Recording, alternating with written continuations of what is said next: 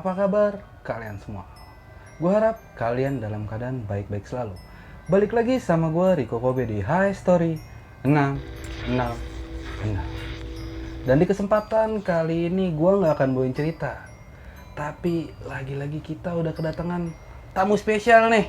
Bang Rian, halo Bang Rian. Halo Bang Kobe. Apa kabar tamu spesial Lore 2? Alhamdulillah baik. Ya, gue seneng banget nih kalau dia udah datang ke sini nih. Ya ini kan karena lu paksa. No. Di kesempatan kali ini lu mau ceritain pengalaman lu naik ke gunung mana lagi nih? Ini gua punya cerita spesial Be. Nah, telurnya 2 lagi nih. 4 kali Oh, ini. oke, siap. Pokoknya ini bakalan seru banget Be. Oke, gimana tuh? Kalau Boleh bisa- tahu gak kisi-kisinya aja nih? Boleh banget. Intinya kisi-kisinya ini gua dijegat, tim gua ya, bukan gua doang ya. Tim gua itu sebagian ada yang dijegat sama satu binatang dan satu orang besar. Dan itu terjadi di Gunung Salak. Waduh. Itu nyata apa gaib tuh, Bang? Intinya sih ya bisa dibilang nyata, ya emang nampak. Dibilang goib, ya udah pasti goib dong, Iya. ya kan?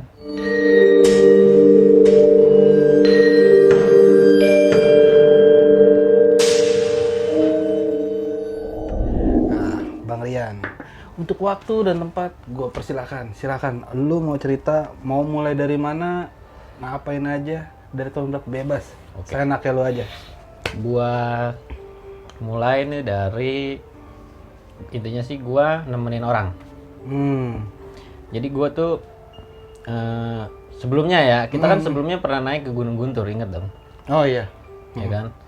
Itu udah lama. Nah kita kan ketemu sama orang Bekasi ya kan, Si Rian, siapa? Randy. Iya Randy. Randy sama Tulus kalau nggak salah namanya kan. Nah di situ kan kita ngomongin, enaknya nih Bang, habis dari sini punya dia nanya, Bang punya rencana naik kemana lagi habis dari sini kan? Gue bilang nggak punya rencana ya kan. Ya terus gue nanya ke dia, nanya balik dong. Nah lu mau kemana lagi habis ke sini? Langsung dia nyeletuk, gue sih emang lagi pengen banget ke Salak Bang, cuman gue nggak dibolehin sama ibu gua. Iya, gue denger tuh. Akhirnya kalau orang tua nggak ngizinin, ya mendingan jangan dah, yang penting kan restu orang tua, kata gua. Bener. Oh iya Bang, oke tuh udah. Nggak lama kemudian, selang 2 bulan kemudian dia WhatsApp gua dong, Bang gua kayaknya mau jadi nih ke Salak, lu mau nggak nemenin gua? Kan waktu di Guntur dulu gue denger dia emang nggak boleh sama keluarganya kan Emang naik ke nggak? Salak tuh. Emang nggak boleh, katanya sih pantangan apa nggak ngerti lah, pokoknya intinya nggak boleh lah sama keluarganya. Ya cuman gua nggak tahu, tiba-tiba dia ngajakin kan, ya karena gua orang yang gak enakan sama temen ya kan, ya udah gua mau aja, ya udah oke gua temenin, tapi gua ngajak temen gua lagi yang rumahnya tinggal di daerah situ. Nah, Kalau nggak salah gitu naik dari dari jalur Cidahu, gua minta temenin Asep. Oh iya. Akamsi. Akamsi. Anak kampung situ, Asep. Akhirnya oke. Nggak lama kemudian lagi, udah atur jadwal aja kata gua kan. Ntar kalau lu udah fix kapannya, kabarin gua lagi. Nah, selang 4 bulan lah, dia baru tuh ngabarin lagi, ngasih tanggal. Tapi kebetulan gua lagi masuk malam kerja. Kata gua gini, ya udah, kalau enggak lu berangkat duluan. Nanti selesai gua kerja, gua nyusul. Oh ya udah Bang, yang penting lu nyusul ya. Oke kata gue, lu berapa orang?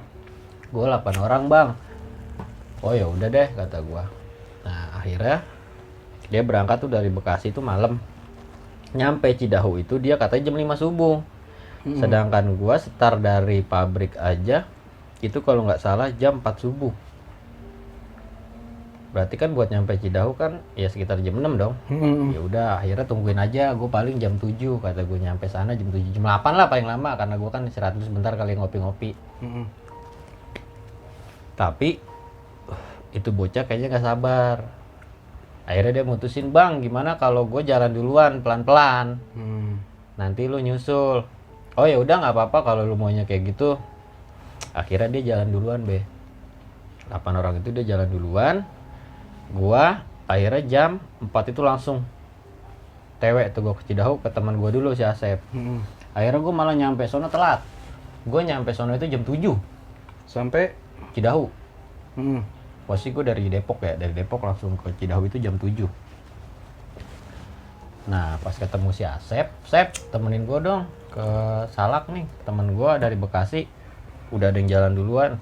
Gila lu, kata dia, dadakan amat, kagak WhatsApp dulu, kagak apa. Iya, lu kagak WhatsApp dulu berarti? Kagak, udah langsung aja. Soalnya gue tahu dia posisi lagi ada di rumah. Gua tahu dia yang bagian penyuluhan agensi kapal-kapal gitu kan? Iya. Si Asep tuh. Akhirnya gue datang ke dia, ya udah dah, ayo, kata dia. Gue juga lagi bete nih di rumah. Ya udah, akhirnya gue jalan tuh sama dia, jalan ke Cidahu. Gue daftar, gue nanya juga, bang tadi ada 8 orang yang udah naik duluan. Iya bang, ada jalan dari pagi. Oh ya udah, gue nyampe pintu gerbang Salak tuh yang lumayan serem tuh, yang ada pohon bambu kan naik ke atas, kan depannya ada pos kan. Gue istirahat dulu di situ. Pas gue mau mau jalan, ternyata ada yang ketinggalan. Senter ketinggalan. Cep, senter ketinggalan di rumah lu. Yang bener lu. Iya, soalnya kayak kepake nih senter. Soalnya kan bisa jadi kita kemalaman nih ya kan. Oh ya udah, akhirnya dia bilang, udah gua aja ngambil, lu tunggu sini, kata dia kan. Akhirnya dia ngambil tuh, pulang lagi ke bawah. Saking gua namanya baru habis shift malam ya kan, gue ketiduran itu di pos di pos yang buat start pendaki itu. Gue ketiduran nyampe jam 10. Nah si Asep datang bukan yang ngebangunin gue, malah nungguin gue tidur karena dia tahu kali ya gue belum tidur ya kan. Kata dia juga, pas gue bangun, kenapa lu ngebangunin gue? Ya sengaja, kata dia, soalnya kan lu baru pulang juga, ya lumayan kan tidur sejam 2 jam. Oh ya udah dah, ya dah. Akhirnya gue start jam 10. Gue mikirnya apa, wajah jangan nih bocah udah nyampe di pos Bayangan, di puncak Bayangan ya. Iya. Karena kan dia start dari pagi ya kan. Akhirnya udah aja, karena gue kan nggak bawa tenda ya, cuman bawa DP-kan aja ya kan, bawa kompor, cuman logistik lah gitu lah, sama center. Soalnya kan gue nggak ngecamp. Akhirnya Uber jalan start tuh. Nah gue pikir mah pokoknya intinya gue mikir dia udah nyampe puncak Bayangan ya kan. Tahu-taunya belum ketemu gue di jalur itu. Gue nggak tahu ya pos berapa ya, gue lupa lah. Pokoknya itu namanya adalah jalan setapak doang tuh, yang udah emang sih udah nggak terlalu jauh lah sama puncak Bayangan. Tapi posisi udah sore. Jadi dia orang belum sampai puncak Bayangan? Belum. Gue tanya dong, kata gue, woi lu baru nyampe sini, kata gue. Gue kira lu udah nyampe puncak Bayangan. Weh lu bang, kata dia kan, gila lu cepet amat, kata dia. Lu start jam berapa? Gue start jam 10, kata gue. Buset, lu udah ngejar gue. Iya nih, kata gue. Gue pikir mah lu udah nyampe puncak Bayangan, udah bikin tenda. Ya lu cepet amat, kata dia gitu kan. Ya gue cepet lah, gue kan gak bawa apa-apa, cuma DP-kan doang ya kan. Lu kan bawa beban, kata gue. Lah ini kok lu cuma bertujuh, katanya lu berlapan, kata gue. Iya bang, betul, gue tadi emang berlapan, cuman karena ada temen gue yang kurang fit lah intinya ya. Ada 3 orang kalau nggak salah gitu, ada yang kram, ada yang 2 juga udah kecapean kali ya Bea, karena katanya baru. Akhirnya tuh temennya, ternyata yang 1 orang itu ketemu sama rombongan lain, dan di rombongan itu kebetulan ada temennya yang dia kenal. Ada yang kenal. Yang lebih lucunya lagi, dia malah ikut rombongan itu Be. Jadi dia malah, temennya ini yang 7 malah ditinggalin karena bilangnya pelama. Egois dong. Egois nggak kayak gitu? Oh misah, berarti dia malah jalan duluan. Misal, terus gimana dong? Yaudah bang, udah janjian kok di puncak Bayangan. Ya udah, gini aja. Barang-barang lu sini gue bawain.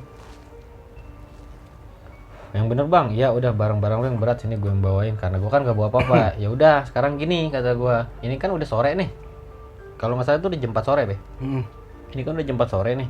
Gimana caranya kita nyampe puncak Bayangan itu jangan sampai maghrib, kata gua.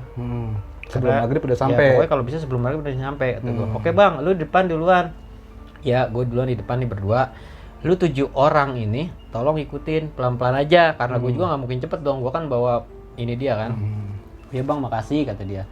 Oke, kalau misal pun gue nyampe duluan, nanti gue bikinin tenda duluan.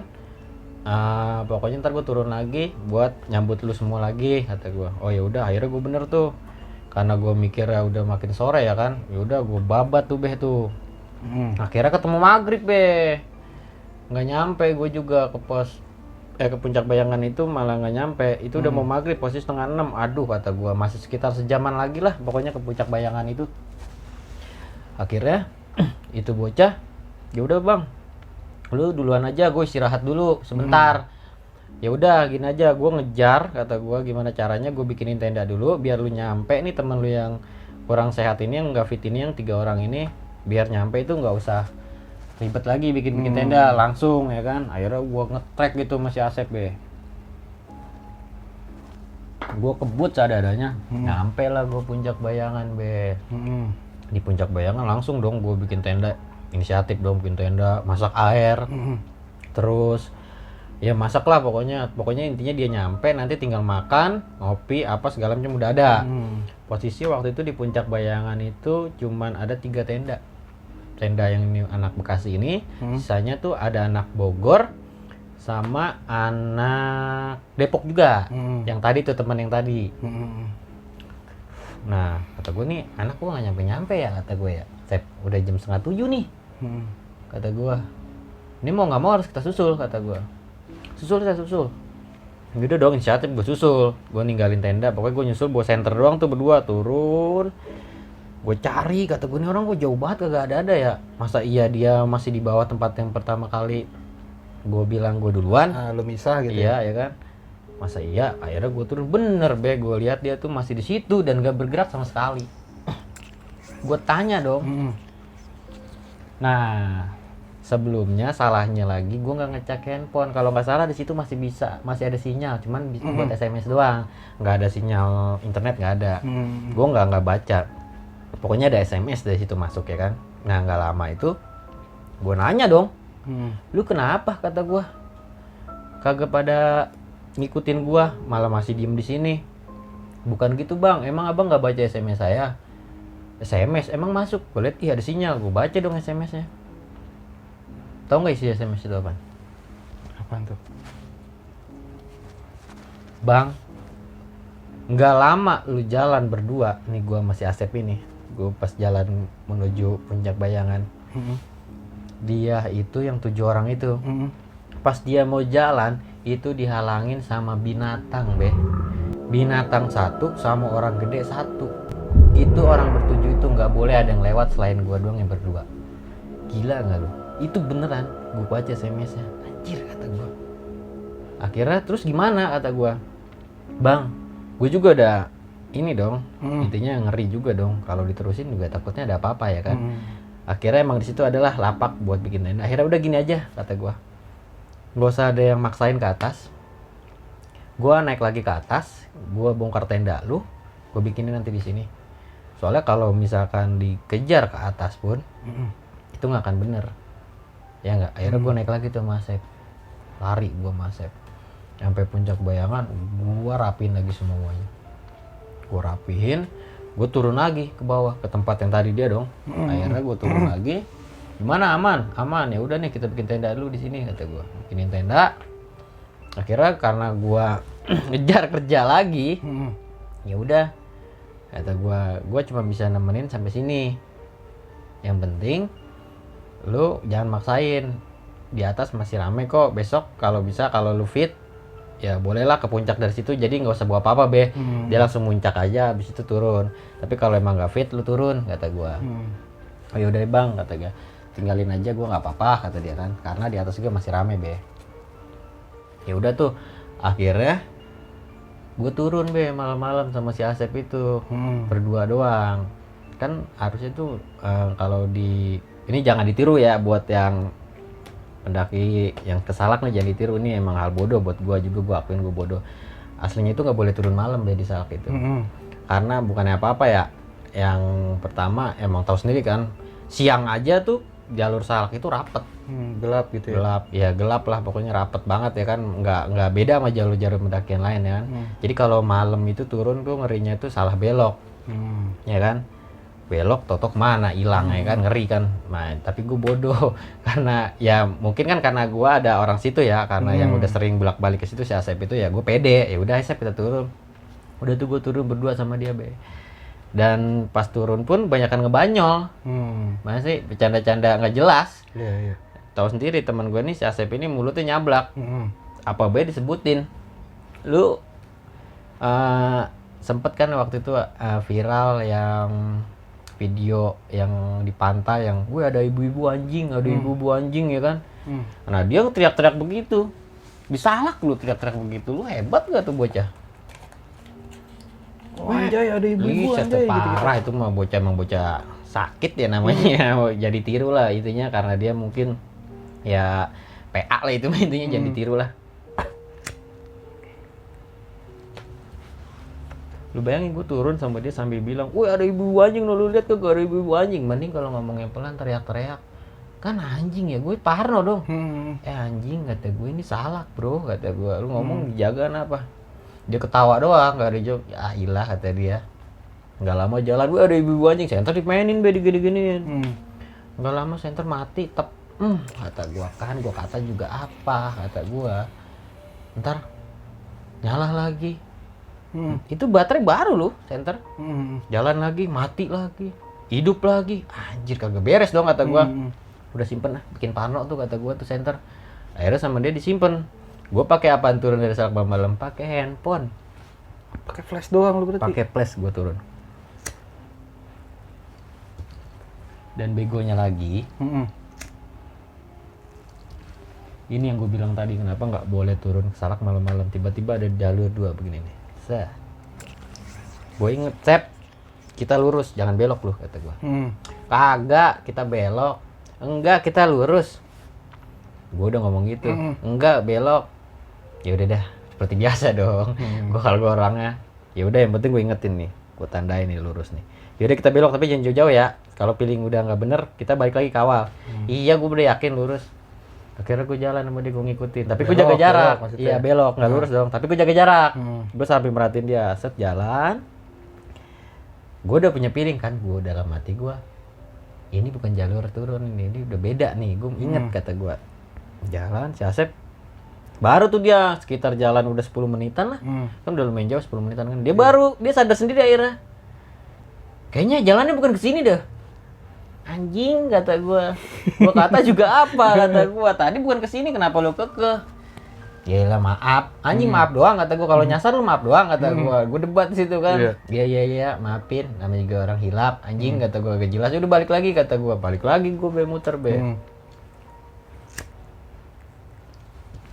Pas balik lagi udah lurus, bener itu jalurnya lurus.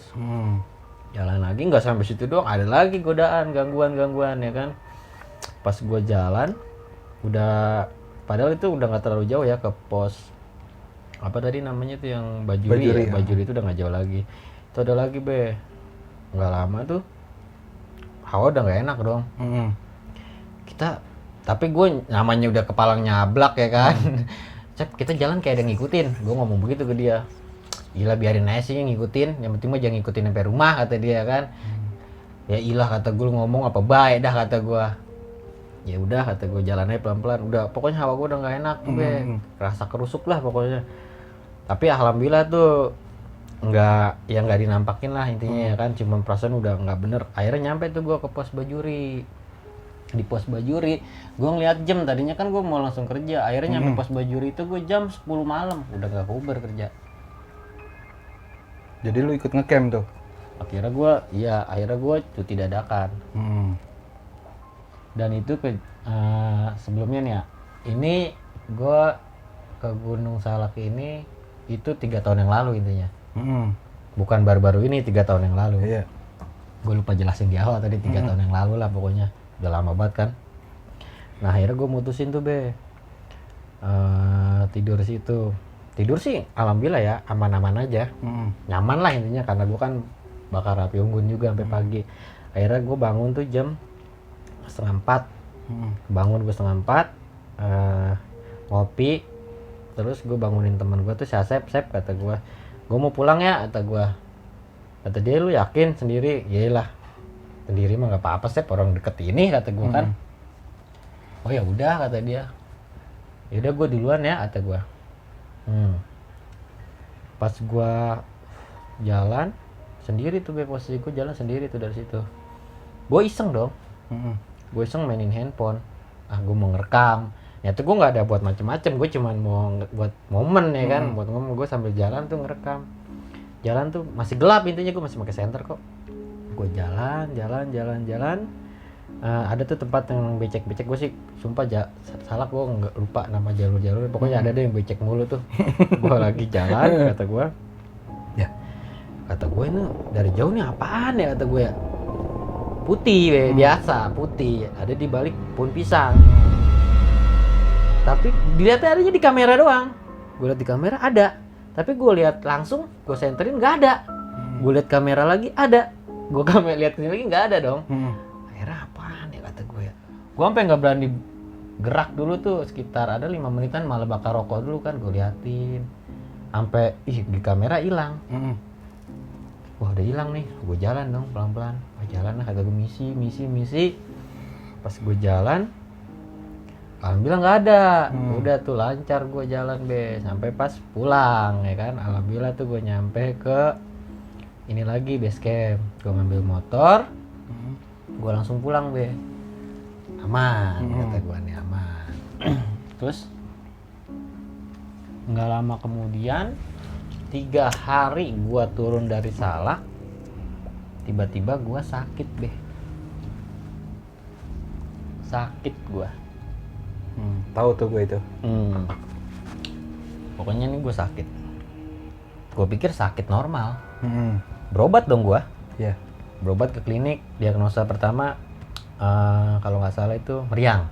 Cuman meriang sama pusing lah, biasa, gejala biasa. Cuman anehnya ini sakitnya itu pagi nyampe sore lah jam 3 normal gue. Tapi mulai sakit lagi tuh sekitar jam 4 sore nyampe jam 10 malam. Itu parah gua, gigil ya kan, meriang lah nggak karuan. Akhirnya karena 2 hari nggak sembuh-sembuh, gua mutusin buat berobat lagi dong. Gua berobat lagi ke klinik, gua balik lagi, diagnosanya berubah lagi. Katanya gua gejala tipes. Iya, karena meriangnya malam gitu ya. Ya kan, oke kata gua. Berobat lagi. Tapi tetap begitu be, siang normal sampai sore normal, jam 4-nya udah mulai kambuh lagi ya kan. Apalagi habis maghrib tuh parah tuh. Nggak lama berobat lagi dong gua. Ya kan? Karena belum sembuh. 2 hari kemudian gua berobat lagi ke dokter. Sampai cek darah segala macem, katanya gua gejala DBD. Kata gua apa baik nih, kata gua ya kan. Akhirnya gua malah dirujuk ke RS. Katanya, "Pak, mendingan ke RS aja." Sebelum gua mau dirujuk kan kebetulan adik gua kan, si Gem ini kan mau nikahan kan, resepsi ya kan, mau nggak mau kan gue bantuin dulu kan. Gue mikir gue sakitnya sore ini karena udah tahu dong, gue masih sempet lah dari pagi sampai jam 3 gue ngebantuin, masih sempet ya kan.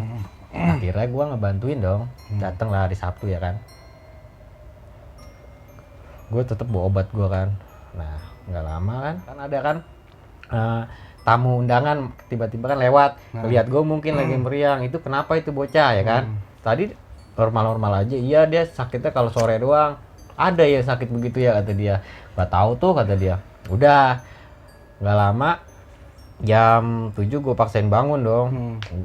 Disuruh beli aqua, gue inget banget ya kan, kekurangan air tuh. Akhirnya gue beli aqua, tapi duitnya tuh kebetulan ada di si Kebek. Si Kebek lagi tidur di kamar sebelah sama bocah temen lu itu, siapa namanya, yang itu kan yang iya, nyembuhin. bocah, enggak, sama bocah kan sama itu kan. Akhirnya kan gue ngebangunin dong, mau nggak mau dong. Gue masuk dong ke kamar, gue ketok-ketok, bak, kata gue mau ngambil duit nih, gue mau beli aqua. Gue buka tuh pintu. Nah temennya si Kebek ini bangun dong, yang Iya. bangun. Dia nggak ngomong apa-apa, malah ngeliatin gue kan. Akhirnya gue mau tidur, gue nggak enak dong. Ya udah gue tutup lagi, gue cabut kan. Akhirnya dikasih duit sama nyokap lu tuh. Nah nggak lama abis ini malamnya kan pada keluar nih, ya kan, pada bangun tuh jam 9 ya kalau nggak salah, jam 9 malam. Temen lu yang bocah kecil itu kan bilang kan ke lu sama ke nyokap, Iya. ya kan, bilangnya tadi siapa itu yang masuk kamar, kata dia, jam 7-an. Iya. Oh itu mah sepupu gua kan, dia bilang om gua, kalau lu kan bilang om gua, kalau nyokap lu kan bilang sepupu, itu mah sepupu gua. Emang kenapa? Oh itu masih sepupu, kata dia, masih saudara. Iya, gua pikir tamu, kata dia kan. Bukan.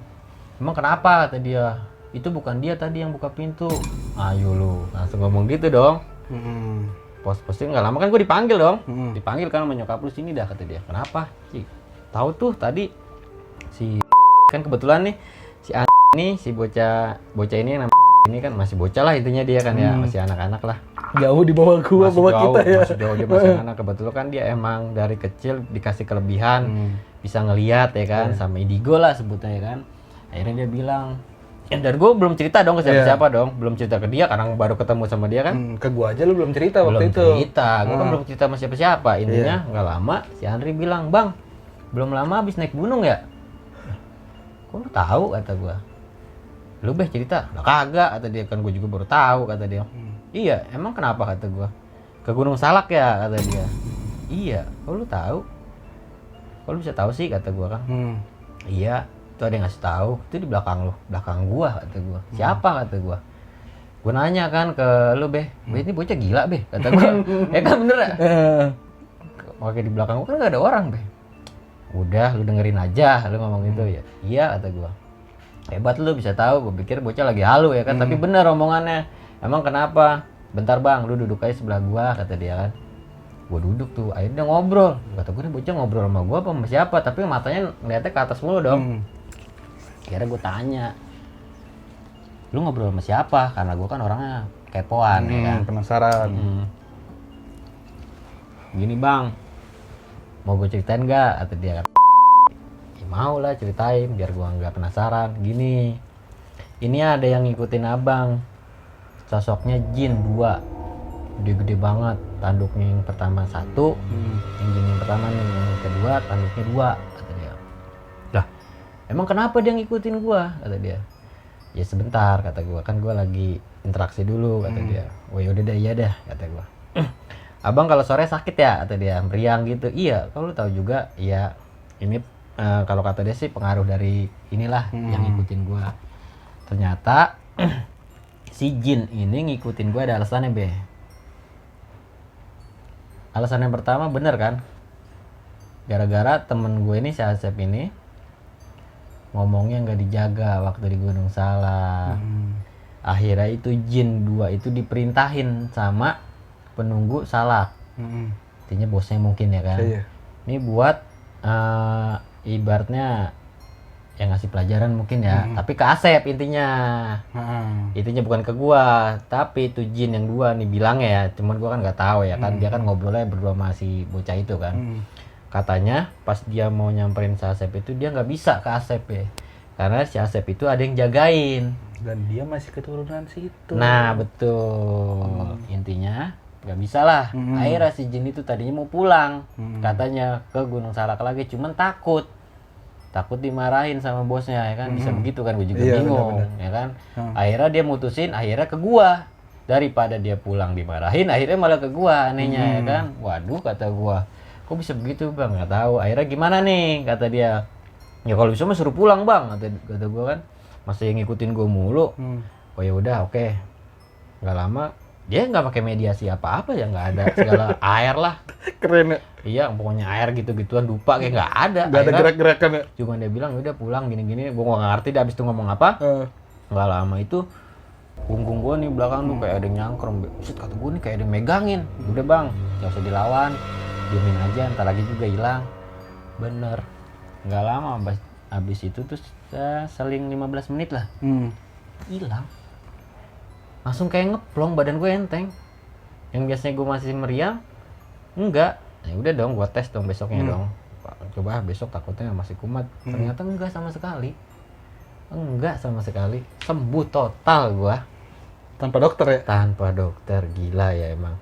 Emang penyakit itu gue kan udah curiga. Diagnosa udah beda-beda dong, setiap berobat ganti-ganti mulu dong.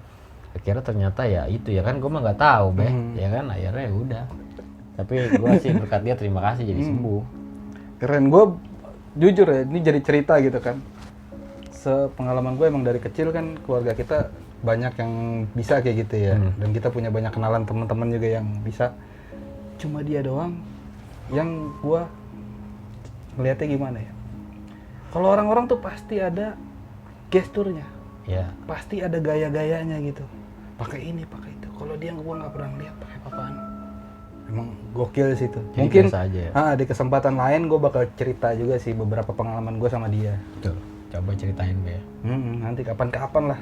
Gue belum siap karena pengalaman gue nih, gue dulu pernah, ya lu tau lah yang gue punya usaha di mall. Iya.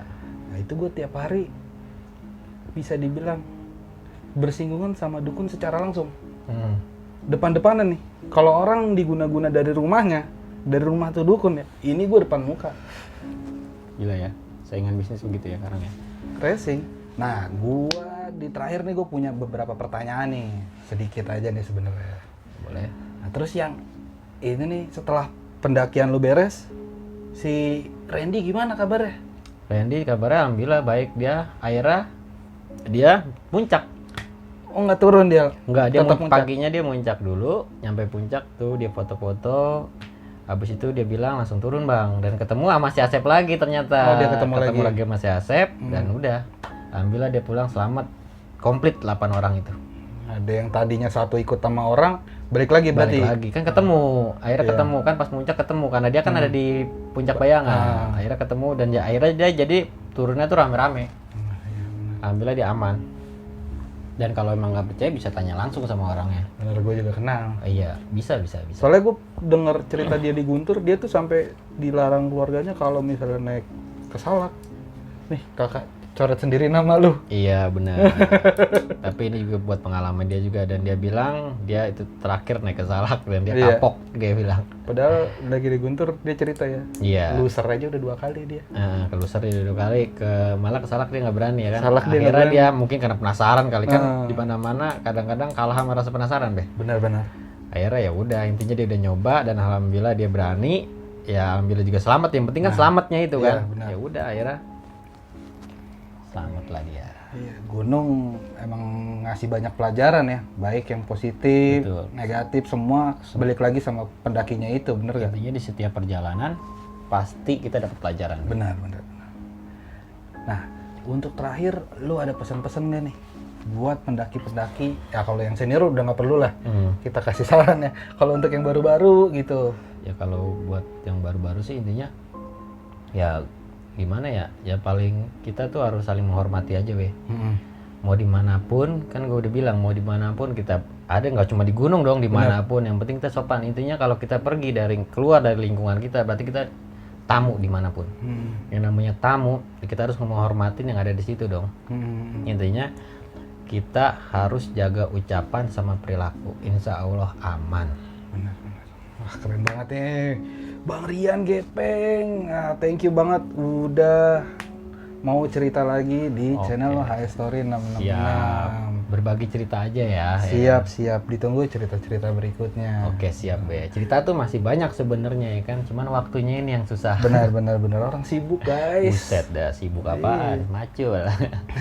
Nah terakhir gue mau nambahin nih, buat teman-teman yang masih baru lah bisa dibilang ya dalam dunia pendakian itu, sebisa mungkin ya jagalah tata krama gitu kan, bicara.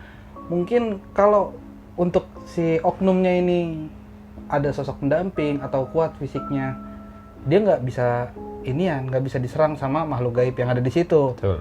Tapi kan kasihan teman-teman yang lain, takutnya Betul. teman-teman lagi ada yang lemah, lagi ada yang nggak siap kayak gitu-gitu. Betul kalau itu. Nimpah kita enggak, tapi nimpah tim kita nanti. Intinya yang kayak gitu dibilang percaya nggak percaya, tapi nyata. Nah, bener. Segitu dulu aja teman-teman video kita kali ini. Terima kasih buat teman-teman yang udah nonton videonya sampai habis. Gue ucapin banyak-banyak terima kasih. Dan terus dukung channel kita dengan cara subscribe, like, komen, dan share sebanyak-banyaknya. Gue Riko Kobe dari HS Story 66 sama Bang Rian. Rian Gepeng. Kita pamit. Bye.